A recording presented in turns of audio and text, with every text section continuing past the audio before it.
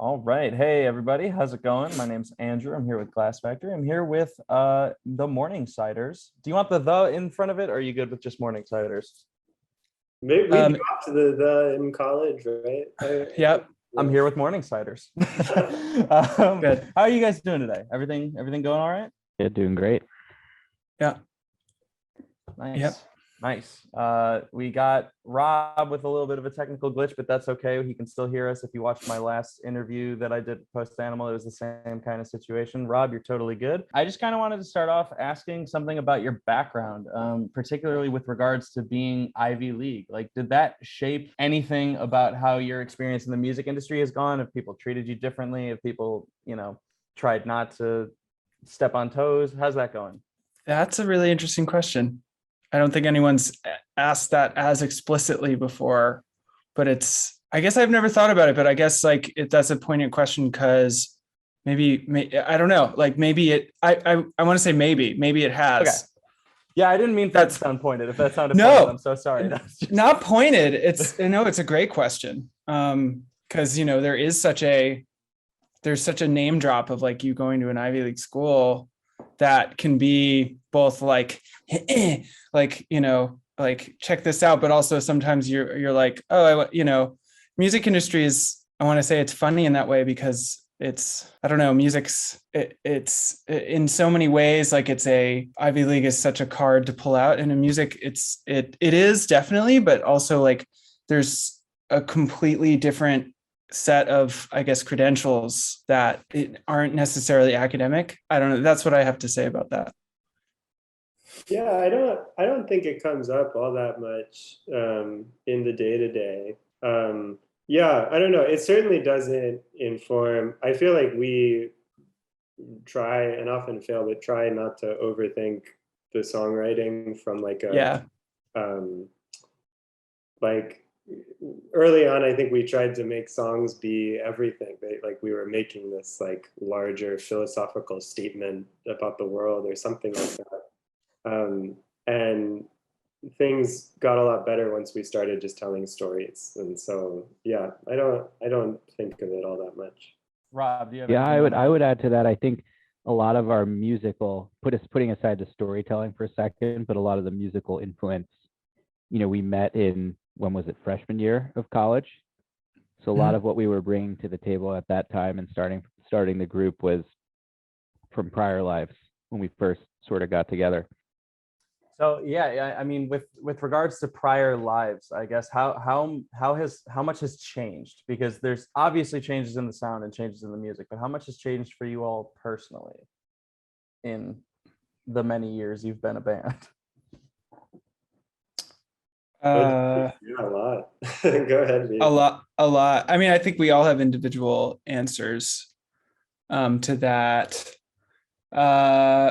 Well, I guess one thing about our band, I mean, is that we're kind of a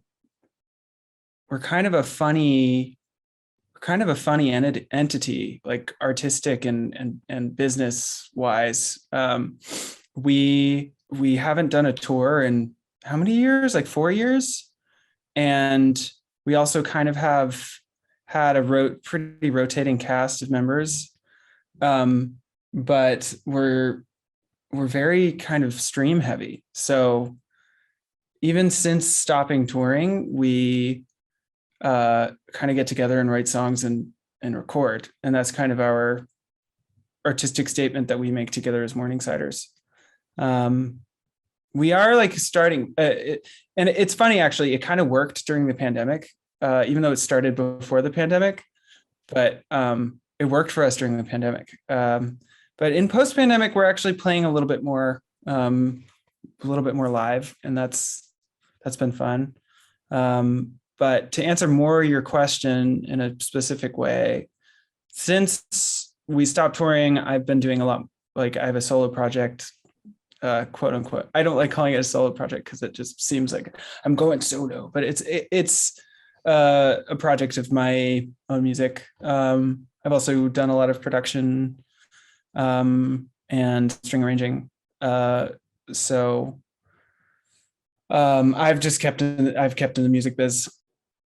Yeah, I totally I agree that, I mean, early on, you feel a lot of pressure to follow like the script of what you think a band does. And that meant sort of like all jumping into a car that's too small for everyone and driving ridiculous distances and sleeping on couches. And at a certain point, I think we realized that the thing that we love most is recording music together, and that's where we kind of put all of our energy.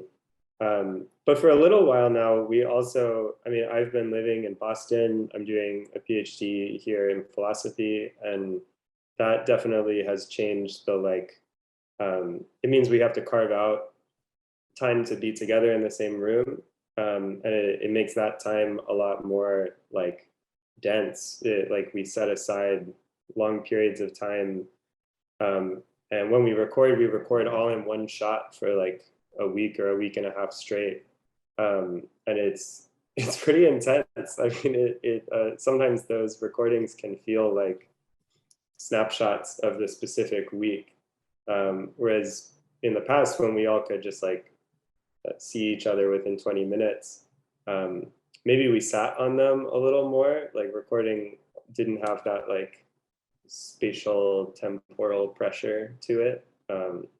So yeah, I don't know. And we found our groove with collaborating from different places, sending each other files and voice memos and stuff early. And then when the pandemic happened, as Reed said, we didn't really change all that much in the day-to-day. We already had this sort of strange work from home setup in place. Yeah. I agree. I think the irony with the pandemic was I think the last 3 years have been some of our most active few years. And if you asked me in 2012 when we started this group, could you even be in a band without being together in the Columbia rehearsal space we used to rehearse in? And that's like a riddle with no solution. Like a virtual band, it's like a total paradox, right? But it's been a really interesting time, and it's interesting because it just shows that making music is more about it's about a lot of things, right? And creativity is more expansive than just being in the same room together. And it's been a tough period, and for everybody, but it's been rewarding musically. Would you say having I'm not sure where you, Reed and Rob, are, you don't have to tell me, but I are the different scenes from different cities cropping into your inspirations? Andrew, these are such good questions. Wow. These are great questions. I wasn't going to tell you where I am, so I'm kidding. Don't I'm have joking. to. I'm in New York City, as is I think. Where are you, Reed? Are you? I am not in New York City. I'm in Paris, France. I would say this, Andrew. I wouldn't say, for instance, like our music. I've spent a lot of time here. I don't officially live here, but I've spent a lot of time here. When you asked that question, I was like, has our music taken on like a French flavor? Like I just kind of walked by this really good accordionist today, and I was like, wow, that's so Parisien. And I'm like, I would say this though, and it's something I've actually noticed recently, even though it's been happening for a while, is that in Morningsiders music, and very much like in Morningsiders music specifically, a lot of my playing and my contributions on the violin have become more section and part based, because a lot of the music we make kind of happens at different times. Like Magnus will show me something and I'll like come up with something that I can overdub. It's not necessarily happening live. Whereas like I listen to our first EP and our first album, and those parts were played live we went on the road with these parts, and I kind of worked out a single line part that I wouldn't overdub. But especially on the last record, I just kind of noticed, I'm like, oh, I've kind of gotten so used to overdubbing things to create a sound.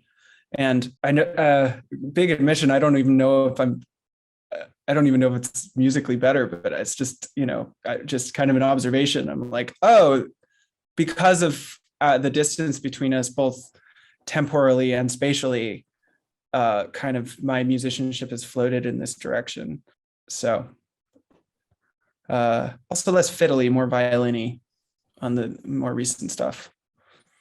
Yeah, I mean, maybe part of that too is that in the early years, we were, a lot of the live experience that we were trying to make was about the musicianship of the group. I mean, Reed and Rob are both monsters on their instruments, and then we played with this amazing cast of people that we knew from school: Sam Sugarman, Benjamin Kreitman, Vladimir Bernstein, Vicente Hansen, David Sue. These are all like real artists and experts. And so I think as time has progressed, exactly as Reed is saying, we've been thinking a lot more about composition and less about this sort of virtuosic like jam space, which was very much like a part of thing. It wasn't the whole picture in the beginning, but it was an important part of things. And we still work that in. I mean, Reed still is ripping some outrageous solos, and there's that like jam out moment at the end of Nightingale, a song we put out recently, that reminds me of just sort of those live experiences. But yeah, I think that the being in different cities definitely has, I agree. I don't think that we've necessarily like imported the specific flavors of the different places we're in to the music. I mean, we haven't tried to stop it, but it has changed the approach to like how we write, and I think you can hear that for sure. I don't know, Rob, if you have something to add, but two thoughts that popped up, which I think we have become less of an Americana folk band. I don't know if if that's not really importing, but it's more just for two reasons, which is I think we aren't, that is more tied to a live room, specifically a small room. And it's something we've talked about a lot, is how to create like the small room experience, even if we're playing a big venue or if we're recording. And the other thing, I did have another, which is, this is kind of an abstract thought, but I would say like a lot of the kind of pandemic world has been less about local flavor and more about just like what's happening globally and on the internet, so yeah, I mean, I was in Paris during the pandemic. My experience of Paris during the pandemic was very much not Paris, even though, I was here, but it was very much like Tiger King and, whatever was popular on the internet. So I don't know, just a passing thought. Rob, do you have anything you want to add? Because No. Okay, because I'm kind of curious now about globalization as a theme. Like, aren't we all just but no, globalization and stepping out of, you said your playing has become less fiddly, more violin-y, Reed.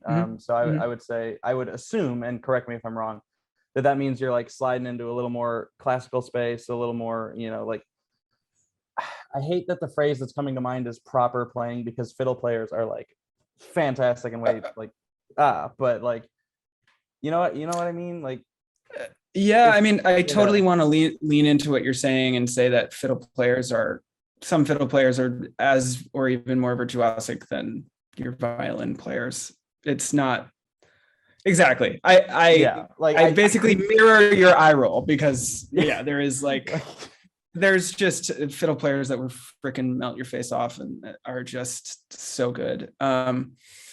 Was there a question before that? Yeah, the question that I guess I was like going into before I completely phrased something horribly, because you didn't at all. I'm agreeing with you. That is not a thing that, like, I don't think there's a proper way to play any instrument. But like, with regards to globalization and sliding out of a folk Americana space, I've noticed with this most recent record, well, this upcoming record, if you want to talk about that there's a lot of pop influence, and that's, but you're giving it this like acoustic classical arrangement type of spin. And I was wondering if you could talk more about that. Me specifically, or That's open to everybody, but okay. it just, yeah, it kind of like started off pointed towards the violin playing and then shifted. Sure. Yeah. What do you think about that? Do you guys have an answer? Any something. Any thoughts? Let's see. I mean, it's a great. Thanks for listening to it. Also, of course. Yeah, I think that something we often talk about together is how to take. Often, when the early drafts of the songs sound a lot just kind of like a guy playing a guitar and singing, often without like a sense of identity of like a rhythmic sensibility or but so they start off pretty bare, and very quickly we try to pull them into like kind of a landscape or like a sort of instrumental soundscape that that feels like us, though. I mean, we then have no idea what that means or how to recreate it sometimes. But often I think what that means is like we think about layers a lot, instrumental layers. We think about distinct voices and also blends and sort of stacks of things. And we think about the density of different sections. And so we get pretty in the weeds with it. But yeah, I think that, I mean, I definitely hear what Reed was saying before about thinking of himself as sort of like a string section, not just like the fiddle player in the group. We get a lot of mileage out of the string section that is Reed, because we can, Reed plays a 5-string violin. It means that it can sound like a viola. We can pitch it down an octave and it'll sound like a cello. We did that on a couple of these tracks.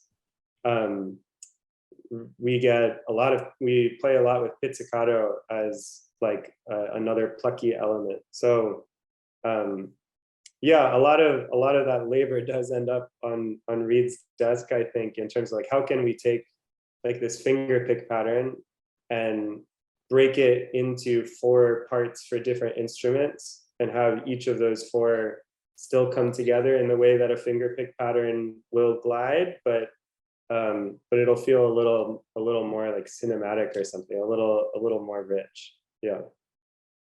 It's interesting. I don't want to like focus too much on the violin or my playing, but it is a very weird thing to have in a band. Not many violins.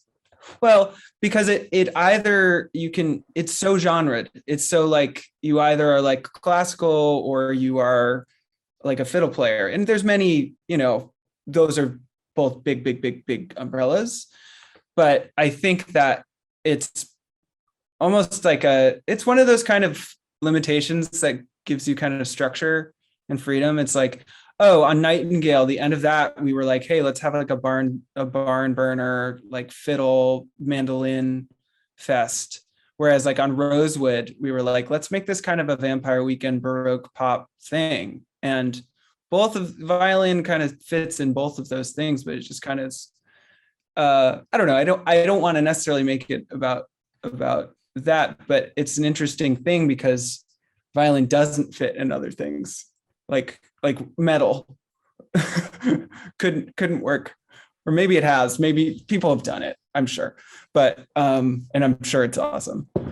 But I think more broadly, Vicente plays in a band with an amazing violinist, and they go pretty hard.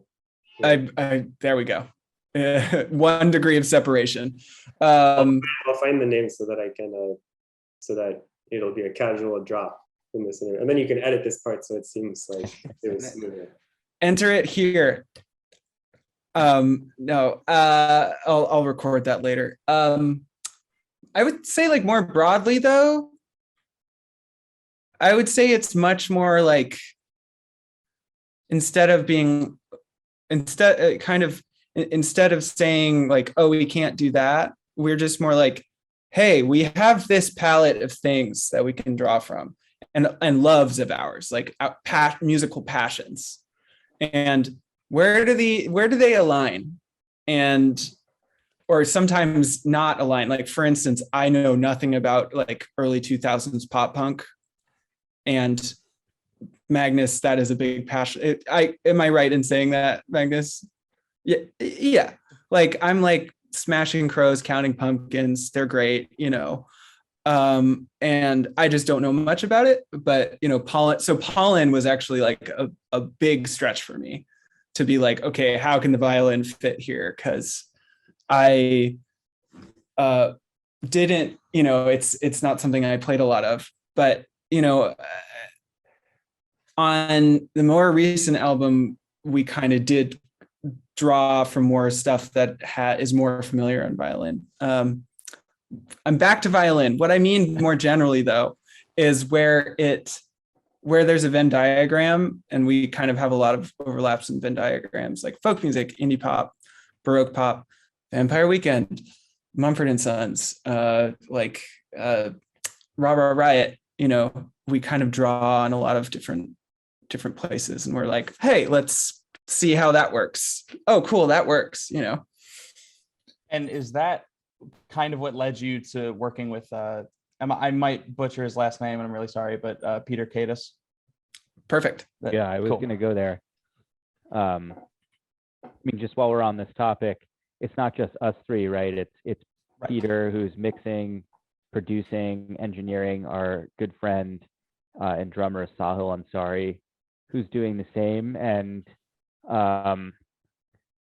in a lot of ways, they're the ones. Reed mentioned the color palette, like they're the ones painting the picture. It's a collective exercise for sure, right? It's not any one person saying, oh, we should do it that way or the other way. It's really a team effort. But for someone like Peter, it's and this is where his taste and his experience are so important. Just a little splash of reverb or a little twist of that or a shade of something else can really tilt something from even just fundamentally like happy to sad or sad back to happy in ways that are really, really interesting. And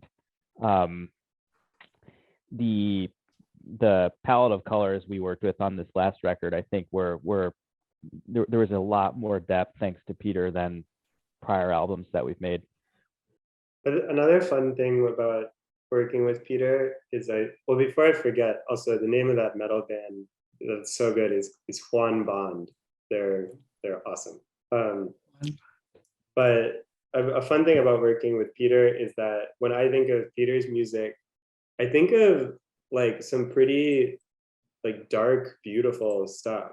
It often is, it's very emotional and often kind of melancholy and and I keep coming back to dark. And those aren't always the words that I think of when I think of our music, right? And so after a year, I think a lot of our music, we try, like a lot of it just is very positive and like sunny. And so there was a really fun thing that happened working with Peter where it ended up in just like a space kind of in between, like a very emotional space that isn't quite, it's not like, smiling manically or something. It's sort of like fairy tales. There is a lot of the songs still are very upbeat, but I don't know. He did say we made a lot of jokes in the studio about the sad button, that he has like a sad button under his desk, and usually we'd be like, "What's missing?" And then Peter would press the sad button, and it would all make sense. Yeah. This is also, I think, especially funny because if you've seen Peter's studio, he has just giant racks of gear that have so many buttons. It's like so many knobs, so many buttons that he can press, and he does all the time. And we would be like, "Oh, okay, but which one's the sad button?" He's like, "Oh, okay, this one's the sad button." He's the total gearhead. So, I mean, there's other things about. We signed to Network Music Group for this last record, and have had a really good experience with them. And when we were deciding we were kind of like shopping around for producers, Peter kind of just was on this list, and we were like, okay, A-list producer, check. Like all of these bands that we admire, like Death Cab for Cutie, The National, Kurt Weill. I mean, I could go on and on. Interpol, yeah. I mean, on and on. And in addition, I'm mostly based in New York. So is Rob. So is Sahil, who we've mentioned several times. And Magnus is in Boston, and Peter Cadis is like in the middle of Connecticut.